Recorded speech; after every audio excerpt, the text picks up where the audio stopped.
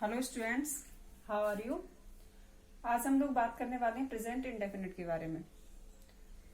तो ज्यादा टाइम न वेस्ट करते हुए सबसे पहले जानते हैं इसकी पहचान। कैसे पहचानेंगे कि ये प्रेजेंट इंडेफिनिट टेंस है।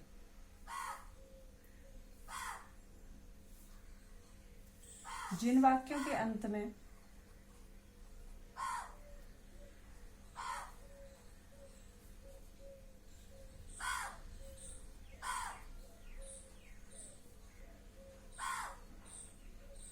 ता है, ती है, ते है आदि शब्द आते हैं,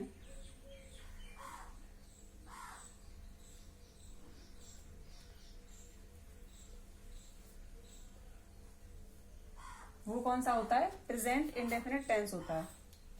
यानी जिन वाक्यों के अंत में ता है, ती है, ते है आदि शब्द आते हैं, वो कौन से होते हैं? प्रेजेंट इंडेफिनिट टेंस होते हैं। तो उसका ट्रांसलेट करने से पहले हमें उसकी हेल्पिंग वर्ब की जरूरत होगी। हेल्पिंग वर्ब क्या होती है इसकी? हेल्पिंग वर्ब डू या डज क्या होती है फ्रेंड्स? डू या डज। अब हेल्पिंग वर्ब के बाद स्ट्रक्चर, उसका स्ट्रक्चर क्या होता है ट्रांसलेट करने का? एक स्ट्रक्चर, सबसे पहले हम लेंगे सब्जेक्ट। क्या होगा friends? Subject plus main verb की फर्स्ट फॉर्म, मेन वर्ब की फर्स्ट फॉर्म प्लस एस या ईएस, एक वचनकर्ता के साथ। ऐसे ही कहां पर लगाएंगे? एक वचनकर्ता के साथ, जहां पर हमारा जो सब्जेक्ट है वो सिंगुलर होगा, प्लस ऑब्जेक्ट।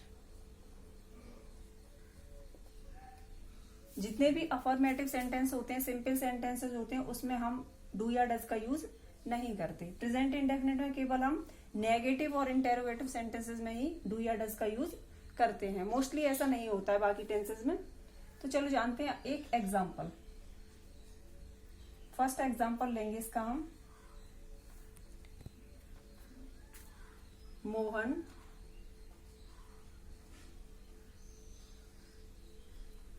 अंग्रेजी पढ़ता है।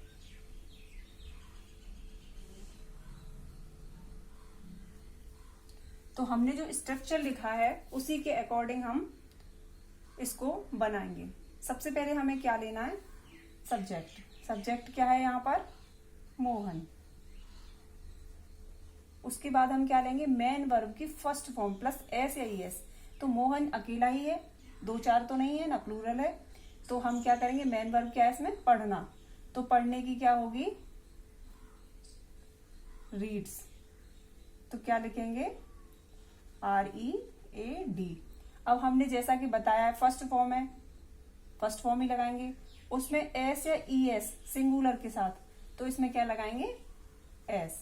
Reads English, Mohan reads English. तो फ्रेंड्स सेंटेंस कंप्लीट हो गया। एक और सेंटेंस बताऊंगी।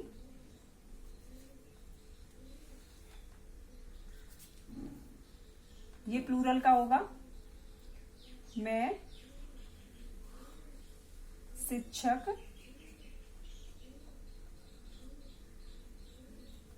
बनना चाहता हूं।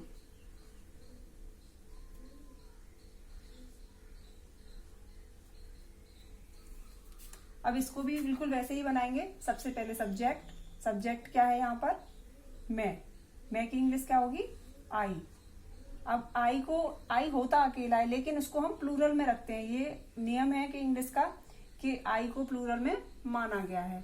तो प्लूरल है तो उसी हिसाब से लगाएंगे। प्लूरल के साथ एस या एस नहीं लगाते हैं। तो इसकी वो जो वर्ब है वो क्या है? चाहना। तो चाहने की क्या होगी?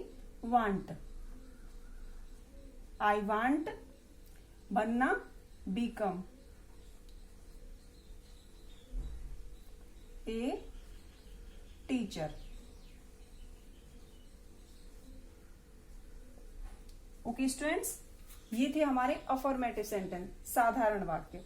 अब आते हैं हम नेगेटिव की तरफ। नेगेटिव सेंटेंसेस आप जानते ही होंगे, जिनमें नहीं का यूज किया जाता है, नकारात्मक वाक्य। नेगेटिव, नकारात्मक।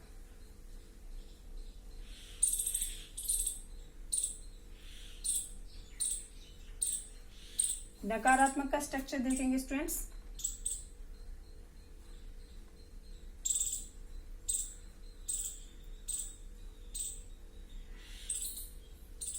सबसे पहले लेंगे सब्जेक्ट प्लस डू या डज, क्योंकि ये हमारी हेल्पिंग वर्ब है, plus not plus main verb की फर्स्ट फॉर्म, और इसके साथ हम एस या यस नहीं लगाएंगे, प्लस ऑब्जेक्ट।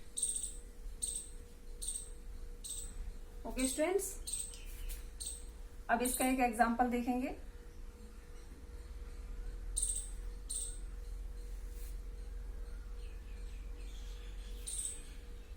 वह अखबार नहीं पढ़ता।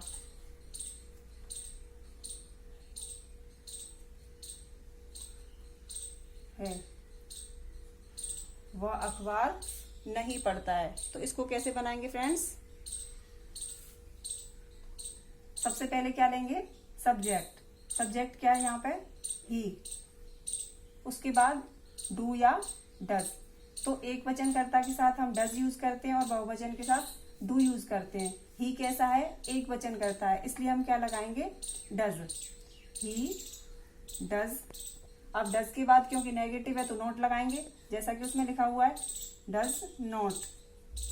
नॉट के बाद मेन वर्ब की फर्स्ट फॉर्म। मेन वर्ब क्या है यहाँ पे? पढ़ना। तो क्या होगा? रीड।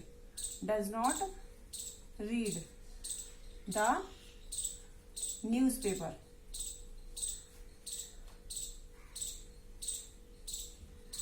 ओके स्टूडेंट्स, समझ में आया? एक और से वो देखेंगे एग्जांपल नेगेटिव का ही। तुम किताब नहीं पढ़ते हो।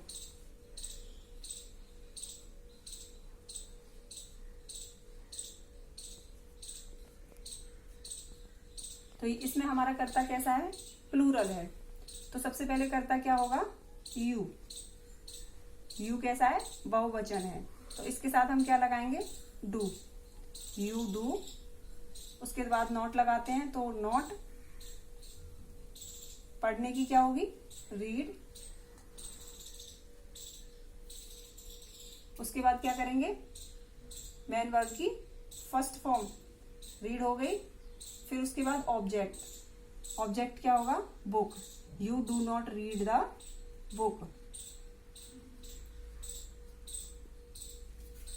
ओके स्टूडेंट्स, समझ में आया? स्टूडेंट्स, अब जानते हैं इंटेरोगेटिव सेंटेंस के बारे में।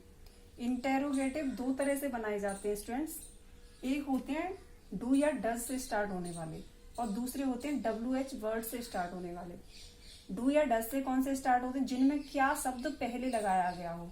क्या मैं खाना खाता हूँ, क्या मैं नहाता हूँ, क्या मैं जाता हूँ, क्या मैं रोता हूँ। जिसमें क्या शब्द सबसे पहले लगाया गया हो, वहां पर हम क्या की अंग्रेजी वाट न लगाकर हेल्पिंग वर्ब से स्टार्ट कर देते हैं।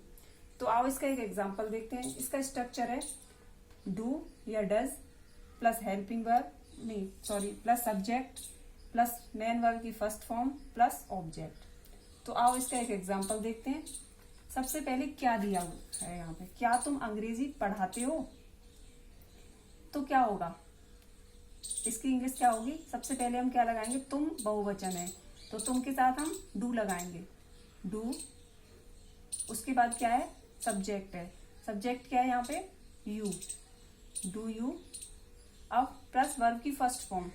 तो पढ़ाना, पढ़ाने की क्या होती है, टीच होती है। तो क्या लिखेंगे हम, do you teach plus object, teach the English. कितना इजी है। ओके स्टूडेंट्स, अब दूसरा तरह का होता है WH वर्ड से स्टार्ट होने वाला। WH वर्ड, जो भी हमारे प्रश्नवाचक शब्द होते हैं वो हमारे WH से स्टार्ट होते हैं, इसलिए उसको हम अलग अलग ना बोलकर WH वर्ड बोल देते हैं। जैसे क्या, कौन, कहाँ, कब, कैसे, सब जितने भी हैं सारे WH वर्ड्स होते हैं। तो ये वाले जो होते हैं, इसका स्ट्रक्चर होता है, सबसे पहले हम WH वर्ड की इंग्लिश बनाएंगे, उसके बाद हेल्पिंग वर्ब जो भी होगी, इसमें डू या डज होती है वो इंडेफिनेट में, उसके बाद सब्जेक्ट प्लस वर्ब की फर्स्ट फॉर्म और प्लस ऑब्जेक्ट। तो इसका एक एग्जांपल देखेंगे, तुम्हें अंग्रेजी कौन पढ़ाता है। तो यहाँ पर जो कौन शब्द है वो बीच में आया हुआ है, तो इसलिए इसको हम सबसे पहले बनाएंगे। कौन का क्या होता है, हु। कौन की इंग्लिश क्या होती है, हु। उसके बाद क्या लगाएंगे, डू या डज। तो सब्जेक्ट के हिसाब से ही हम हेल्पिंग वर्ब लगाते हैं। तो कौन सिंगुलर है, इसलिए हम क्या लगाएंगे, डज, हु डज।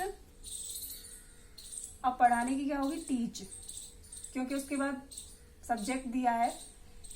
तो हु डज यू टीच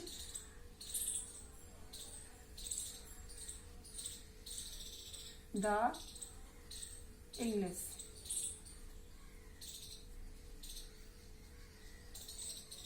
और इसके बाद क्वेश्चन मार्क मोस्ट होता है, क्योंकि क्वेश्चन मार्क वाले सब होते हैं। लगता है आप लोगों को समझ में आ गए होंगे। तो फ्रेंड्स, आज के लिए इतना ही। आई होप आप लोगों को समझ में आ गया होगा प्रेजेंट इंडेफिनिट के बारे में। और अगर आपको वीडियो अच्छी लगी हो तो लाइक और शेयर करना ना भूलें, और प्लीज़ मेरे चैनल को सब्सक्राइब कर दें। और जो भी अगर आपको कोई दिक्कत हो इसके बारे में, तो इस वीडियो के कमेंट बॉक्स में आकर मुझसे पूछ सकते हैं। Okay, thank you.